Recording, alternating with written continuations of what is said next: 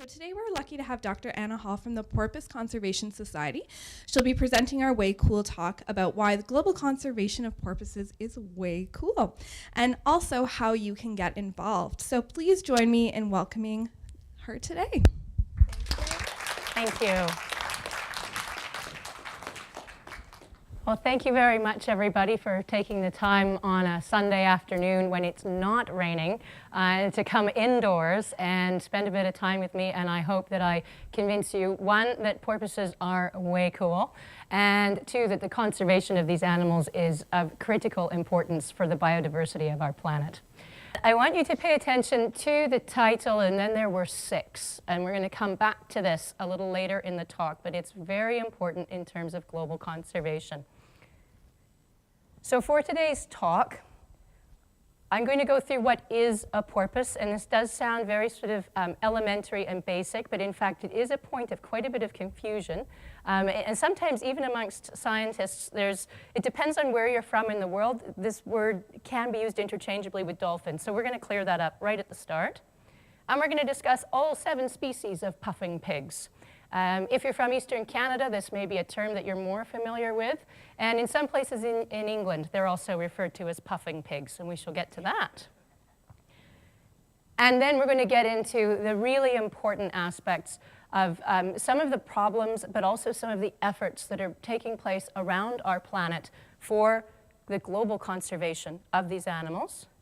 And then finishing, of course, with how we can all help the survival and the conservation and even researchers who are working on porpoises. So let's begin. What is a porpoise? Well, a porpoise is an aquatic mammal. And just to take you back to high school science, let's review. Mammals are warm-blooded. They bear live young. They breathe air. They produce milk. And they have hair. And this is usually a point, particularly when I speak to some groups that say, well, how could they don't have hair? They've got smooth skin. I've seen them at the aquarium, or I was on a whale watching boat and I saw them, but they do. Porpoises are mammals. All mammals have hair.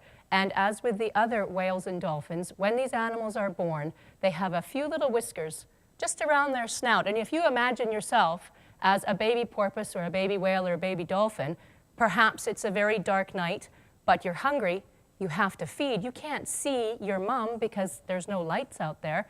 They have these little whiskers and they're sensory, just like a cat can find its way around in the dark. It's to help these animals find where on their mom they're going to get that valuable milk that will help nourish their systems. By the time they have grown up, they have worn off. But very, very young animals all have little whiskers around their mouths, on their snout. Sorry, not so much around the mouth, on the snout part.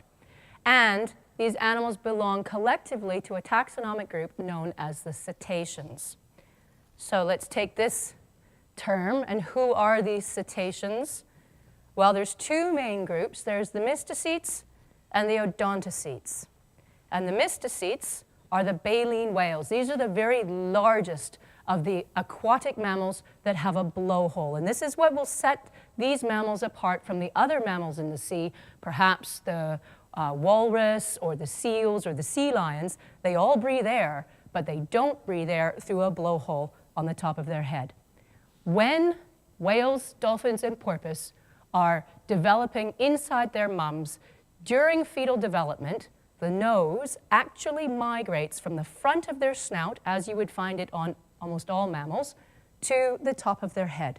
And it's in those very early stages of development that that blowhole system develops, and it's what sets these animals apart into this category as the cetaceans from every other mammal on the planet. Now, as I said, the mysticetes, the baleen whales, these are humpback whales, bubble feeding in northern British Columbia. These are the biggest animals, and in fact, they are some of the biggest animals to have ever lived on planet Earth. The blue whale is a mysticete, growing to lengths of about 100 feet and weighing up to, in some cases, as much as 100 tons, far bigger than any dinosaur that ever roamed this planet. So these are all large animals, larger than 10 meters in length. They have a baleen, which is the filtering apparatus in their mouth that helps them filter feed our oceans from everything from the smallest krill up to fish, sort of sardine size generally. there are 4 main families and approximately 13 species. Within the odontocetes, these are our toothed whales. These are the large whales like the sperm whale, but also our dolphins and porpoise. The porpoise are the smallest member of this group. All of these animals have got teeth. There's about 10 families and approximately 70 species or so. So, thinking about then a dolphin or a porpoise, and this is where it gets confusing. If you perhaps are from Florida, you may use the term porpoise to indicate dolphin. In parts of England, you could use porpoise to indicate species of dolphin. If you live in British Columbia, sometimes the lines get blurred, but generally speaking, dolphins and porpoise are recognized as 2 different types of animals. But what is the difference? Dolphins are larger than porpoise. They're generally about 2 to 15 meters in length. The largest dolphin on the planet does live in BC waters, and it is in fact the killer whale.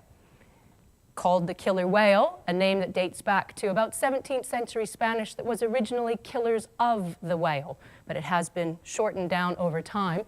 The killer whale is in fact a dolphin. All of these animals have got what's called a fulcate dorsal fin, or a hooked or curved fin. If you've seen a female killer whale, you'll have a very good idea in your mind of what that beautiful curved fin looks like. They all have got cone-shaped teeth, kind of like upside-down ice cream cones, very pointy, very conical, and interlocking. And dolphins produce sonic sounds.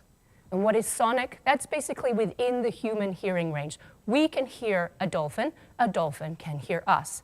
There are some dolphins that also move up into the ultrasonic range a little bit outside the human hearing range, and they're very surface active. Dolphins are known for their fantastic aerial displays, leaping out of the water, smacking their tails on the water, generally creating a bit of a disturbance at the surface that we can see as a splash. And what about the porpoise? Porpoises are much smaller than dolphins. In fact, if you're a porpoise, you would be very large at 2 meters in length. Generally, they are smaller than that. They do not have that curved or hooked fulcate dorsal fin. Porpoises have a triangular-shaped dorsal fin. The exception, of course, is the finless porpoise, who has no fin at all. They do not have the cone-shaped teeth. They've got little flattened, very small teeth, and in fact, they look like a little spade. Dolphins will bite their prey into pieces. Porpoises are far too refined for that. They will simply just hold their prey ever so gently with their teeth and then manipulate it with their tongue, and then using a negative pressure, a suction in their mouth created by their tongue, they will move their tongue very quickly and it sucks that prey all the way down into their stomach. Porpoises also use sonic sounds, but they echolocate in the ultrasonic range. So we can hear as humans to about 20 kilohertz. Children in particular can. Grandpa probably can't hear the birds chirping outside anymore because his hearing range has come down a little bit. That would be about 20 kilohertz. Porpoises operate at around 130 kilohertz, well above our hearing range. And they are generally, non-surface active animals, except for the Dall's porpoise, and occasionally the other species, and we are fortunate enough to have captured that on video, which I'm going to have the pleasure of sharing with you today. But let's move on first. So I hope it's very clear. Porpoises are very distinct, very different from dolphins, and as I mentioned at the beginning, there are only 7 species on the planet. Here is a picture. These are Pacific white-sided dolphins that we were observing in Georgia Strait. And I want you to look at 2 things besides my dog, who is a terrific research assistant. Look at those lovely fins. They're very large compared to the sea surface. They're hooked. And also look at the water in amongst the dolphins. You can tell they're being very active. They're disturbing the sea surface. Now let's compare. So occasionally, and when I was a graduate student at UBC, I did sometimes hear, ooh, porpoises, they're a little bit dull and uninteresting, aren't they? Wrong. But I can see how they might give that impression. There's no disruption at the surface. Look at those teeny tiny, those are Harbour porpoise. This picture was taken southeast of Victoria at the junction of Juan de Fuca and Haro Straits. These are actively feeding porpoise. Active. Yeah, at the surface, it doesn't look terribly exciting. Those dorsal fins are only about 6 inches in height. They're very, very small. So look at the sea surface. We can only observe porpoise in the absolute best conditions. This would be about a Beaufort 1 on the sea state scale. This is what we generally refer to on the boat as sort of Beaufort awesome, because it means we get to watch the porpoise if, in fact, they're there. Here's a close-up, a beautiful photograph showing you that characteristic triangular shape of the porpoise. One of the characteristics that when you're in the field will tell you immediately that you are, in fact, looking at a porpoise, small size, generally no splash, triangular shaped fin, you're watching a porpoise. And if you're on my boat, you're going to be there a while. Right, so coming to the important bit, there are only 7 species of porpoise on the planet. That's it. And in fact, when I was a graduate student, when I started my graduate career, if I was giving this presentation, I would have said, there are only 6 species of porpoise on the planet. And that's something that doesn't happen in conservation biology very often, does it? We got an extra one. That's because of some fantastic research that's been taking place on the other side of the Pacific Ocean that has identified 2 species of finless porpoise instead of 1. They were previously grouped as 1, but today we recognize them as 2. But remember the title of this talk, and then there were 6. We shall continue on. I'm going to take you through the porpoise, and Uko Gorter was kind enough to allow me to use his illustrations. He's an illustrator from Seattle. And I'm using these to compare because these are all anatomically correct. They're also all in proportion. We've got the finless porpoise of Southeast Asia, generally. Burmeister's porpoise of South America. The fantastic spectacled porpoise of the southern oceans. This is the only species of porpoise which is sexually dimorphic that you can tell at the surface. So sexually dimorphic, what does that mean? That means we can tell male from female. The Dall's porpoise is as well, but in the field it can be very difficult. Look at the fin. On top we have the male with that beautiful rounded shaped fin. Underneath is the female with the characteristic porpoise, triangular shape. And this is Vaquita. This is now one of the rarest mammals on the planet, and I'm going to tell you a bit more about Vaquita in detail shortly. And here are our cold water species, or northern hemisphere cold water anyways. The Harbour porpoise on top, and the much larger and more robust black and white striking Dall's porpoise down below. This animal frequently mistaken on our coast as a baby killer whale. However, not by any of you after this talk. You shall know and go forth to help educate. Right, so where are these animals found? If we start in the northern hemisphere, even along our coast, the blue and the purple, the blue, the coastal distribution, are Harbour porpoise. The purple is Dall's porpoise. Moving down towards Mexico, where the big red arrow is, that is the global range of Vaquita. That is it. If we continue south to South America, we've got the green coastal range of Burmeister's porpoise, and then we have the orange of the spectacled porpoise, and you'll see the question marks, and that's because we actually don't know the full range distribution of this species. And then moving over towards Asia, the Indo-Pacific, we have got the 2 species of finless porpoise, both shown here in green. So globally, how are these species doing? The Vaquita is critically endangered. And these rankings come from the IUCN, the International Union for the Conservation of Nature, and the population trajectory is declining. Finless porpoise, listed globally as vulnerable, so 1 step down from endangered, and declining. The Yangtze finless porpoise is the anomaly here, critically endangered, and also probably declining.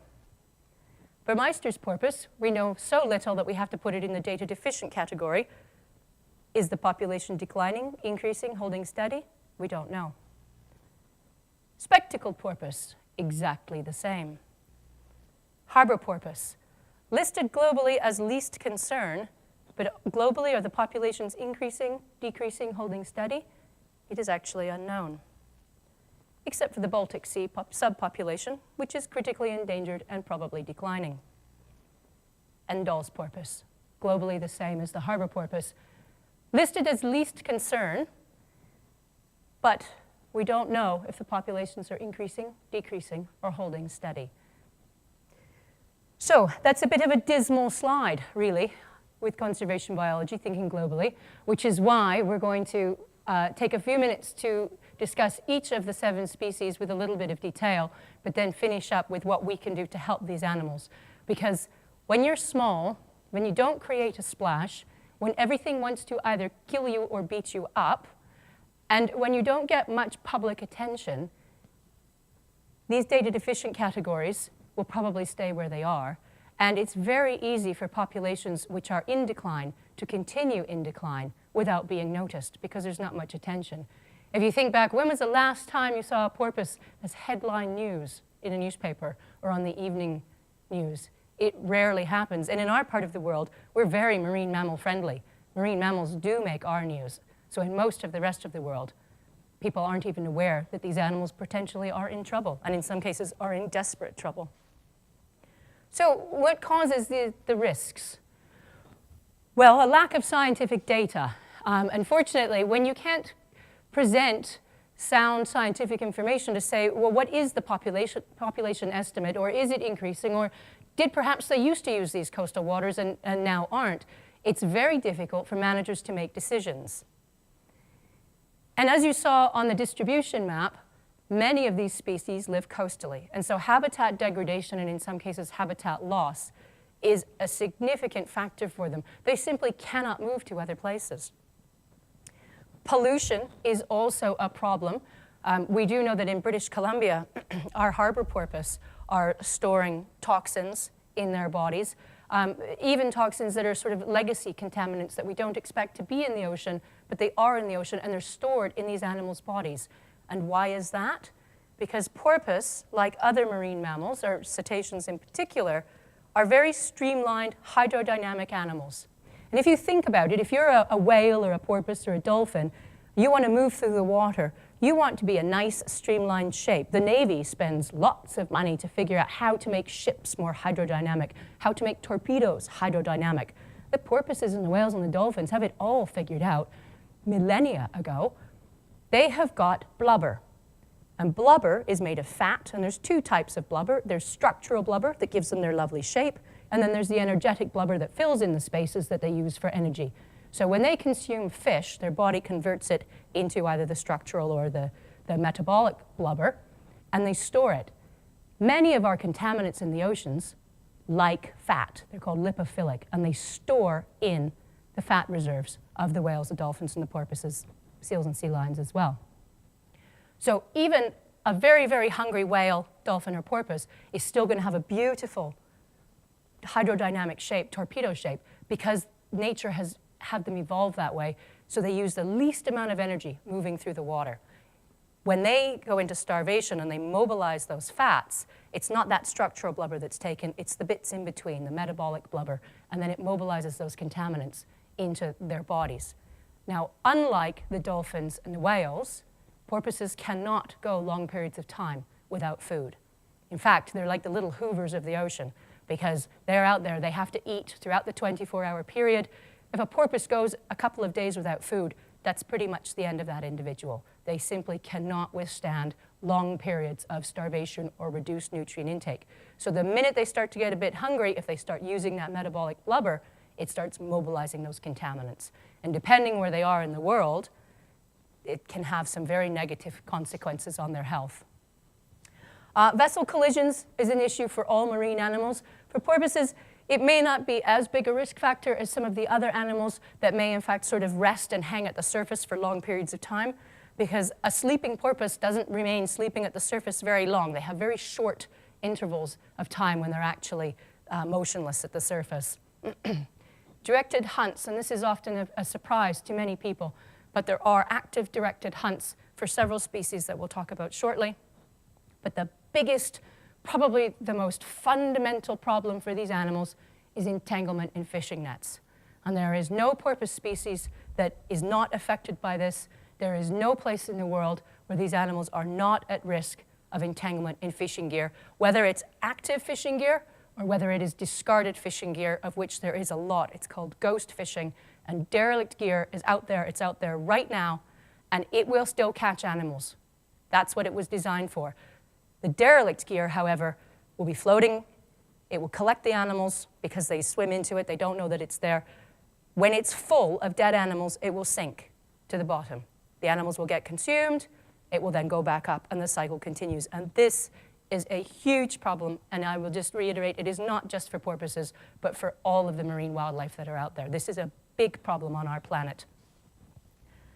But for the porpoises,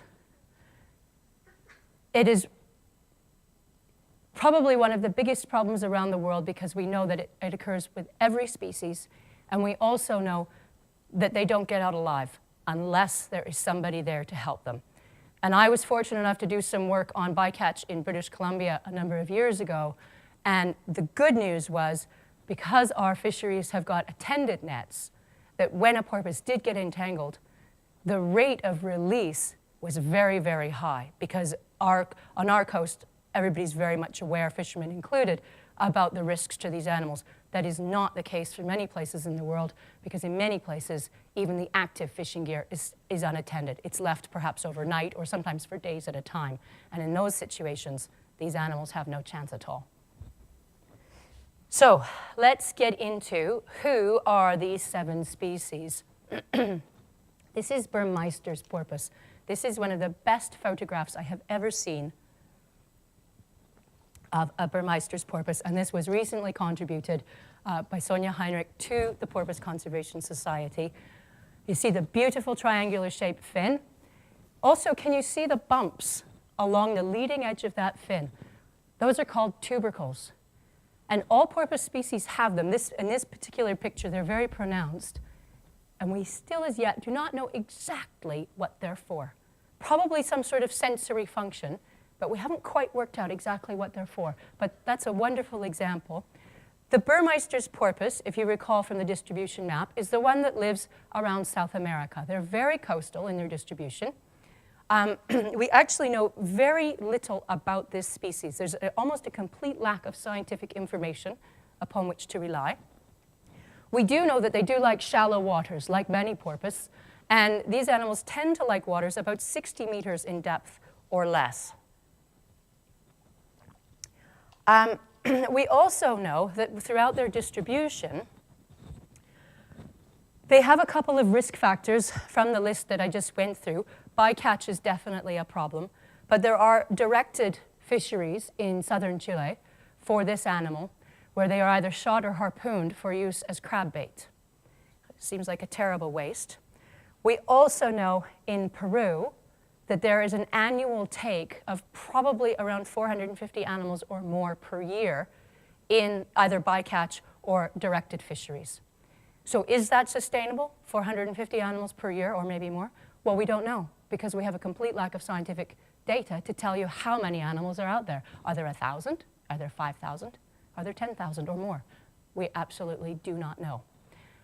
In fact, because of their South American range in the southern hemisphere, we actually don't even know the full distribution. Are there pockets of the animals, or are they evenly distributed along those coastlines? We really just don't know. The spectacled porpoise is another porpoise for which we know very little. In fact, there's so few pictures. I took this one from the internet from marinebio.org as showing a living porpoise. And you can see the face of this animal, and you can see why it's called the spectacled porpoise, because it looks like they're wearing spectacles, glasses. They've got that lovely ring around their eyes. It almost looks like they're smiling. You can see the fantastic triangular dorsal fin, triangular-shaped dorsal fin. This is one of the rarest mammals on the planet. In fact, in terms of live sightings, again, I took this one from the internet because we just don't have very many pictures of these animals. It's estimated that there's really only a few dozen live sightings of these animals. This is the one that was found in the southern hemisphere. It was the one with the orange question marks as to where they live. Are they coastal? Yes, we think so. The range extends from the coasts of Uruguay to southern Brazil And then also some of the offshore islands, the Falkland Islands in the Southern Ocean, the South Georgia and the Kerguelen Islands. But what about the bits in between where those orange question marks were? Are they just coastally around the islands, or are they also oceanic in between? We just don't know. But if you think of any documentary you've ever seen, or perhaps you've been to the Southern Ocean, how many times is it Beaufort awesome when you can sight a porpoise? It's a very windy part of the world. And so the sighting rate is very, very low. We do know, unfortunately, that they are killed in trawl fisheries. They are killed in gillnet fisheries. And again, in southern Chile, there is a directed hunt for them to be used again for bait, for crab bait, which again seems a tremendous waste, really. These animals, we know, I can tell you very little about them. Like all porpoises, they're going to eat small schooling fish, probably squid. They're probably going to live 10 to 20 years, but there's going to be a probably in front of every sentence that I could tell you about them. They are one of the rarest animals on the planet. And look at this little endearing creature. This is the finless porpoise. Obviously, that's a captive taken photograph, again, from the internet, so thank you to people who post these pictures. These animals are a lovely blue-gray in color, and as their name implies, they have no fin. Here's one being rescued because they too are at risk of entanglement, but here we've got a situation where people are aware and take the steps to rescue them from the nets. Because of their distribution along the Asian coastlines, they are living in areas with some of the densest human populations on the planet. They are living in areas with very high vessel traffic, very high levels of coastal pollution in cases, and fishing nets. And as I mentioned at the beginning, the Yangtze River finless porpoise is critically endangered. There are steps being taken. The World Wildlife Fund is doing some tremendous work to try and save these animals. But again, coastally, living very close to dense populations of people where the waters are perhaps not as clean as they should be.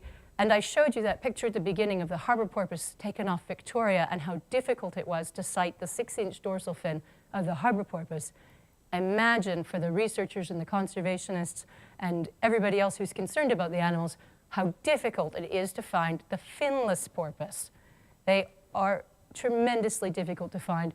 I have been told by those that have seen them, remember there are now 2 recognized species of this animal, that in fact they are, even though their ranges overlap, they are reproductively isolated and they are recognizable. They look different when you're in the field. So not all is lost. There is a lot of work being done for these animals, but their general global distribution along this Asian continent it comes with a lot of challenges for those who are trying to protect them. And here we have the Vaquita, another of the world's rarest mammals. And in this picture, I would like to point out the size comparison to the gull, an animal for which we are all very, very familiar. So I know I'm reiterating this, but the difficulties associated with studying these animals and working to protect them when they are so very small. The Vaquita is the porpoise species that exists only in the Sea of Cortez in Mexico. This is a photograph taken of some living porpoise in the Sea of Cortez, taken in around 2008, I think it was 2008, during a Vaquita cruise, a research expedition. So this is the point of the talk where I say, and then there were 6, and this is where it really, really counts. Do we want that number for the number of species of porpoise to go back down to 6? Because it is totally and utterly preventable. The Vaquita is the most endangered small cetacean on the planet. This species was discovered in 1958, and by 1996, they were declared critically endangered. There was a recent expedition just a few months ago to the Sea of Cortez to go and do a follow-up assessment from the previous survey to find out how many Vaquita there are. Approximately 73. I cannot emphasize enough that time is running out for this species. 2 years ago, I gave a similar talk. We talked about Vaquita, and the population estimate was 200. So time is running out for this species. However, it is not lost yet. So as I mentioned, the Sea of Cortez excuse me, is the only place on the planet where the vaquita exists. And the red area that you can see there is a reserve. The Mexican government set up a reserve to protect these animals. And last year, they implemented a full ban on gill nets. Because why is the vaquita in decline? Entanglement in fishing gear. And in some cases, the animals are not reported if they're caught because of fear of getting into trouble, or perhaps thinking in some cases it's bad luck.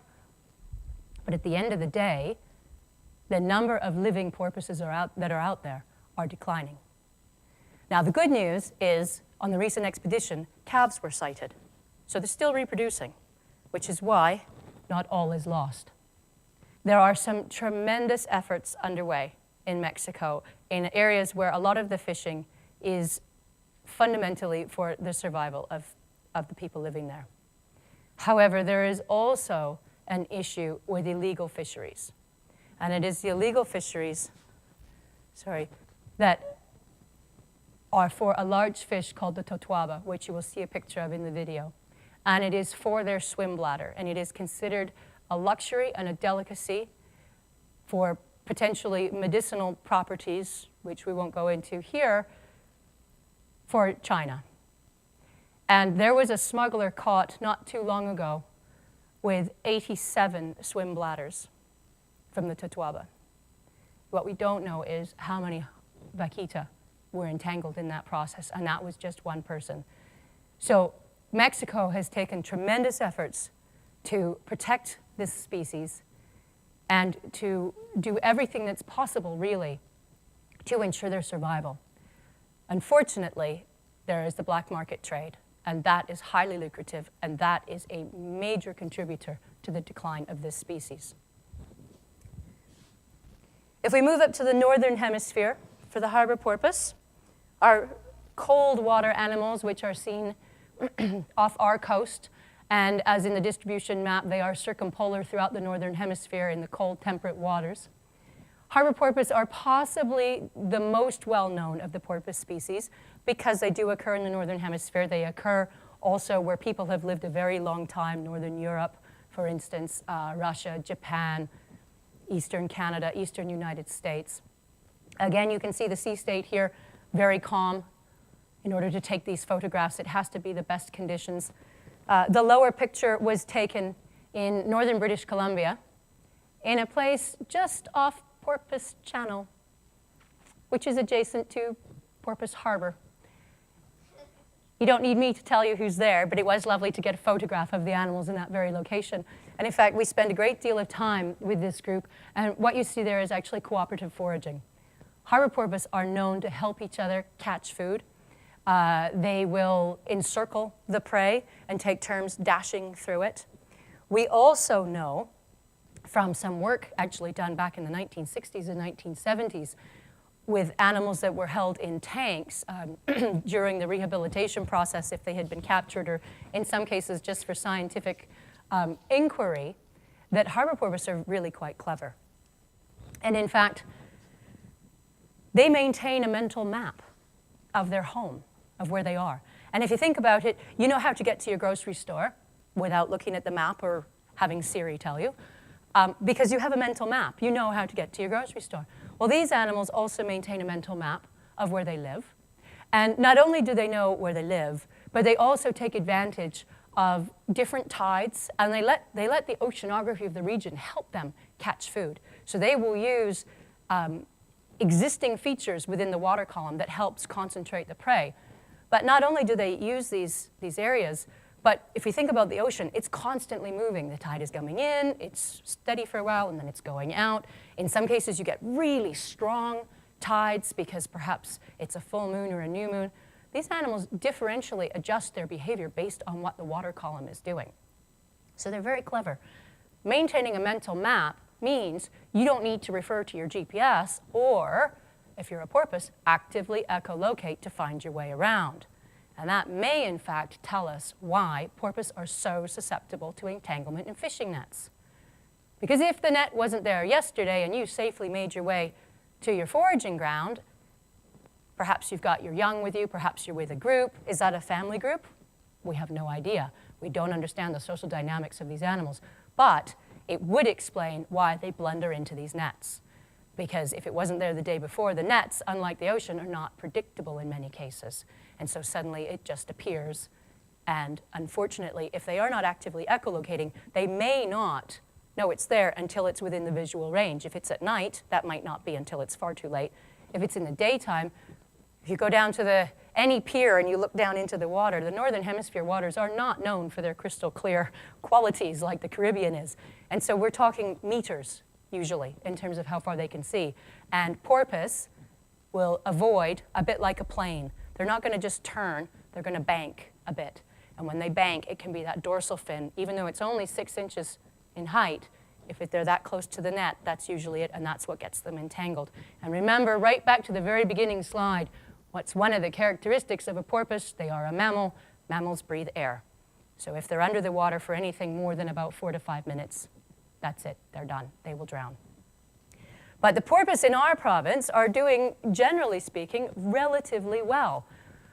It's a part of the nature of our fisheries. It's also kind of a part of the nature of the fact that we have some very undeveloped areas. We also have some areas that are developing.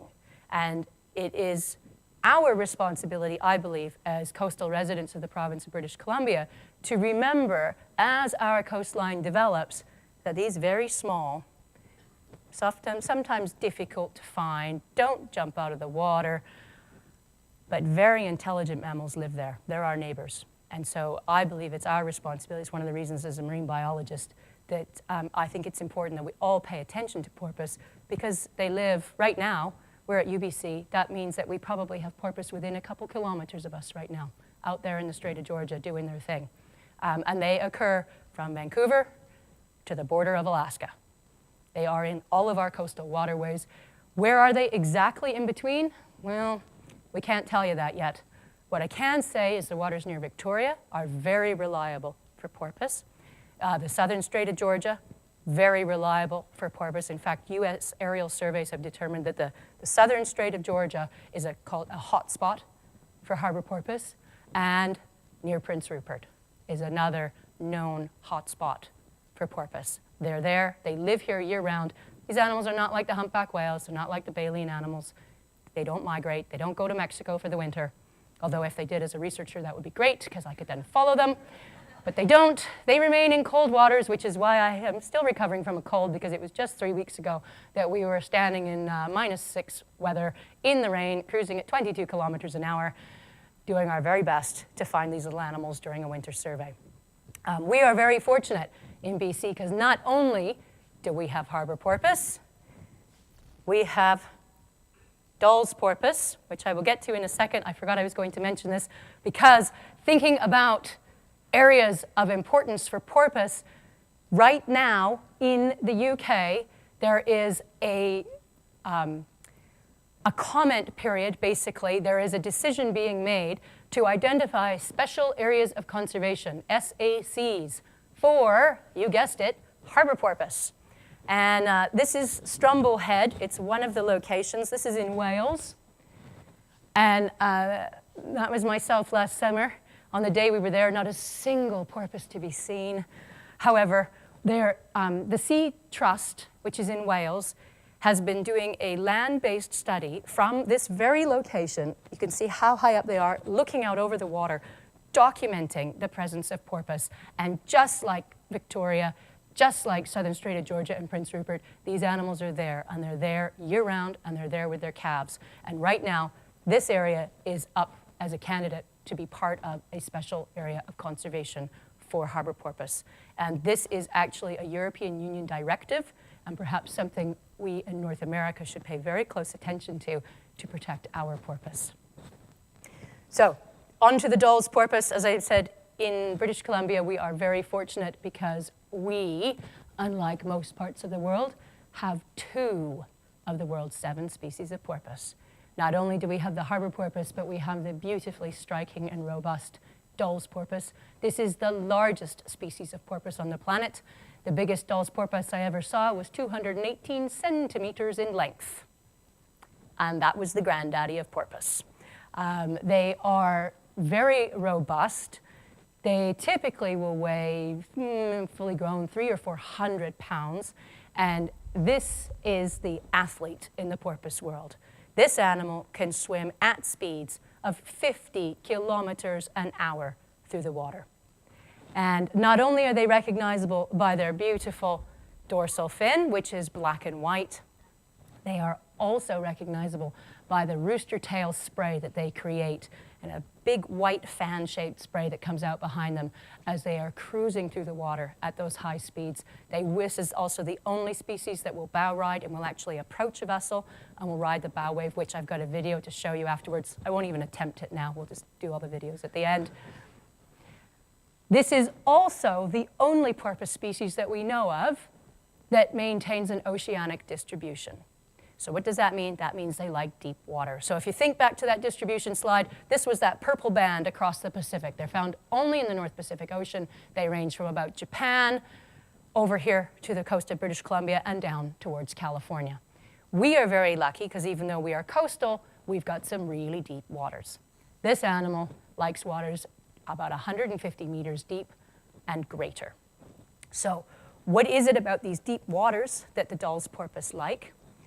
Well, how many of you have seen the Finding Nemo movie? Yes, myself.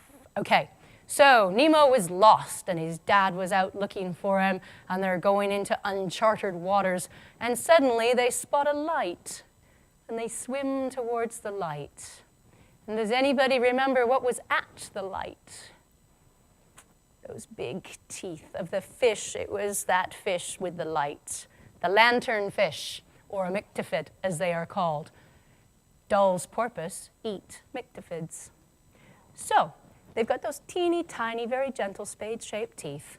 But remember I mentioned at the beginning about that suction that they use. These guys go and hoover up those myctophids, as well as other species. But here's the thing. We know they can dive really deep.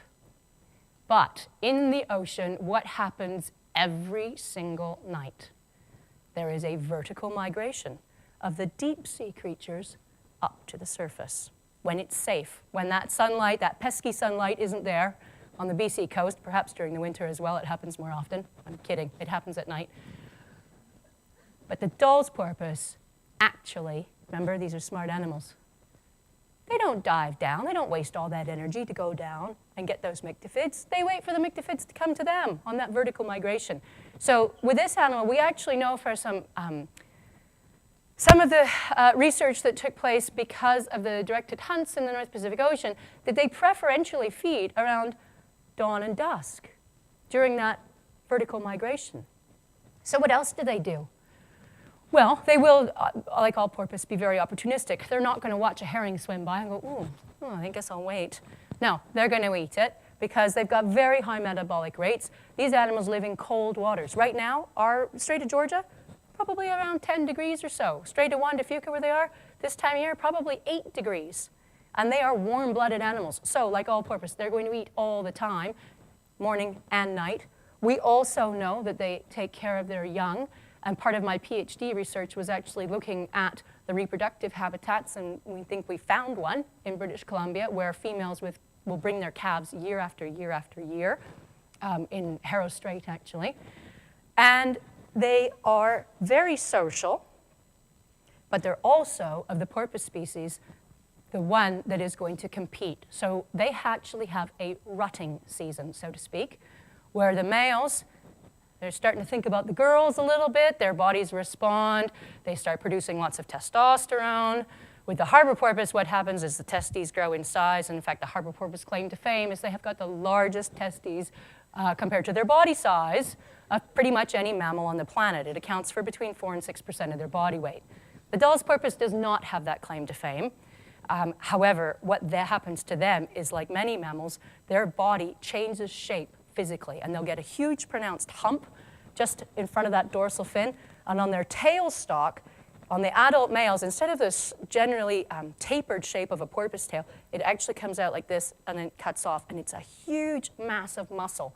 And these animals will physically compete with each other to get the girls. So just as you would expect with, say, some of the terrestrial animals that will battle it out on land to show how dominant and strong they are, under the sea, these animals push each other out the way. They will actually knock young animals right out of the water. If they went to school, they'd be on the football team. They are super strong, super fast, and for the males, very manly. But they are not safe. How many Dall's porpoise live in the North Pacific Ocean? That's right, we don't know. So, what are they at risk of? Bycatch in fisheries, yes.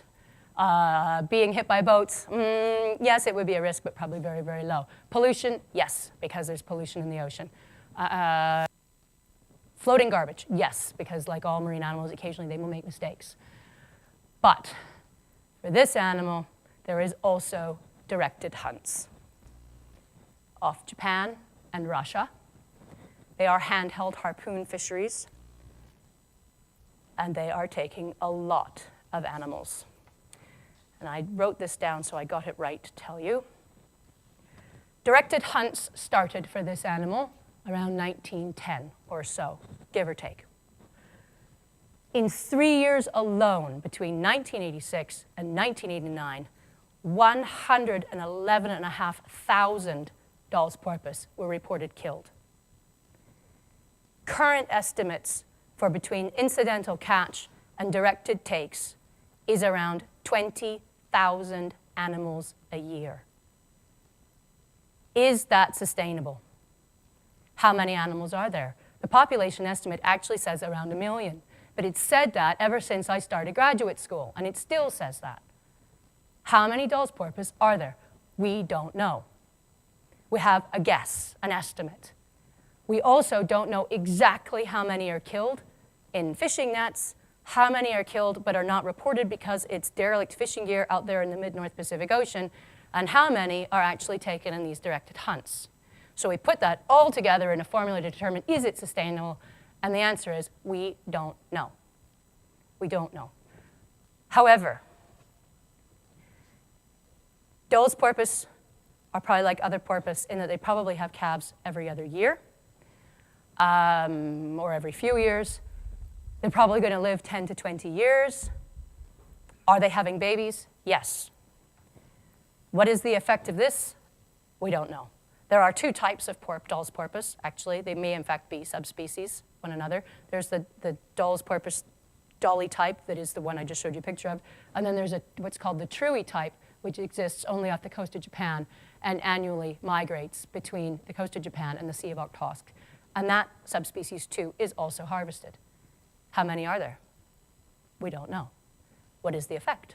We don't know. But if you think back to the slide with the global conservation criteria, this animal is listed as least concern, but the population trajectory was unknown.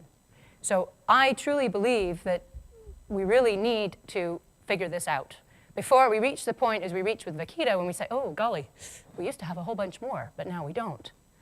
I can tell you in the province of British Columbia, when I was an undergraduate student, I worked on a whale watching boat off Victoria. We used to go see Dall's porpoise all the time in Harrow Strait. They were there, always. They're not there now. They're there very, very occasionally. We did detect some on our winter survey. I think we had 4 or 5 animals. There used to be a time where there was 40 or 50.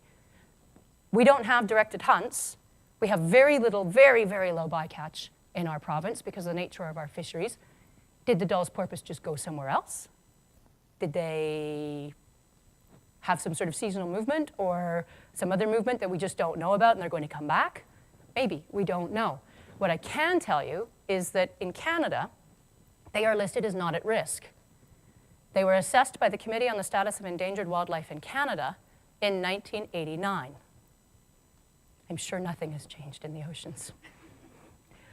I think, and I hope as a porpoise researcher to convince those who make such decisions, that we assess what's going on in our province with this species, but that we also take a look to the bigger Pacific Ocean.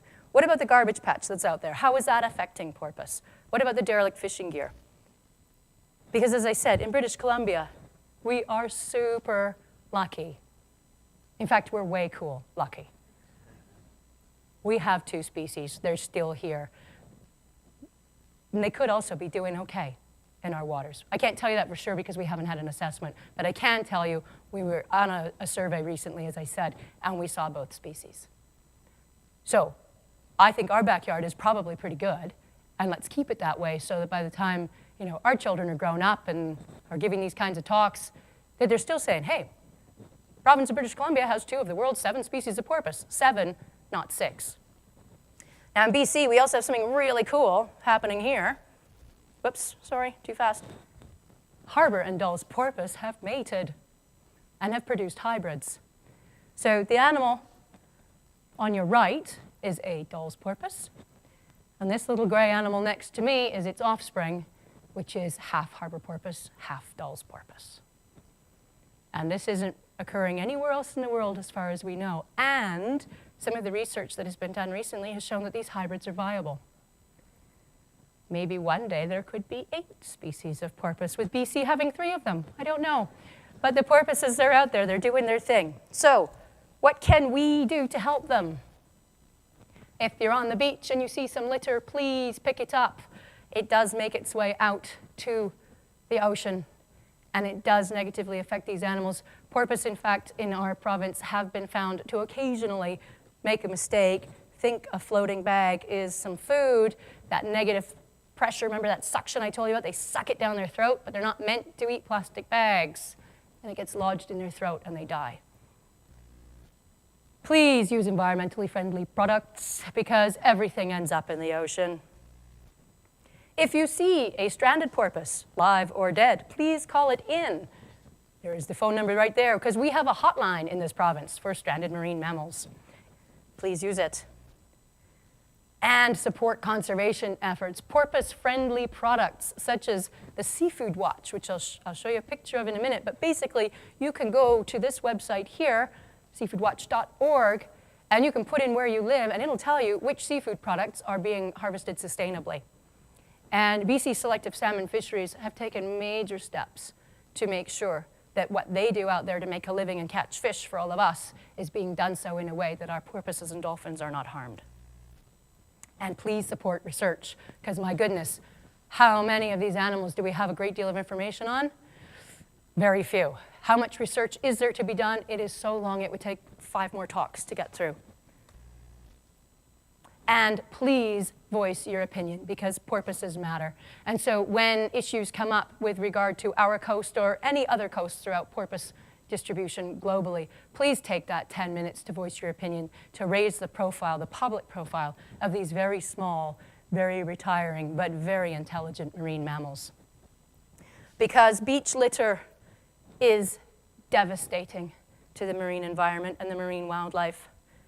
When you call in a stranded porpoise, it goes to somebody like me, who then puts on the rubber gloves no matter what the weather and goes out and retrieves the animal, and in some cases uses them for education.